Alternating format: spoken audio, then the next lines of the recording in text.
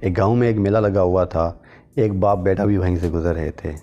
میلے میں ایک جادوگر تماشے دکھا رہا تھا۔ باپ بیٹا قریب پہنچے تو وہاں پر بہت زیادہ رش تھا، اتنا رش کہ وہ جادوگر کو نہیں دیکھ سکتے تھے۔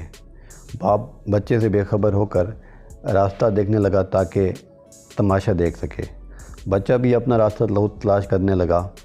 اتنے میں ایک راہگیر نے بچے کو اٹھا کر سائیکل پہ بٹھایا تاکہ بچہ بآسانی وہ تماشا دیکھ سکے۔ باپ نے یہ منظر دیکھا تو راہگیر کے گال پر ایک زوردار تھپڑ رسید کیا۔ راہگیر حیران ہوا اور باپ سے پوچھا کہ تم نے ایسا کیوں کیا؟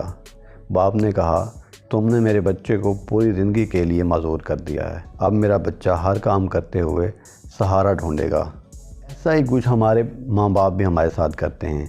بچپن سے لے کر جوانی تک کوئی کام نہیں کرنے دیتے، انگلی پکڑ کر ایک بچے کو جوان کرتے ہیں۔ اگر وہ کوئی کام کرنے لگتا ہے تو اس کو روک دیتے ہیں، یہ کہہ کر روک دیا جاتا ہے کہ تم ابھی بچے ہو، یہ کام نہ کرو۔ جوان ہونے تک اکثر بچے معذور ہو چکے ہوتے ہیں۔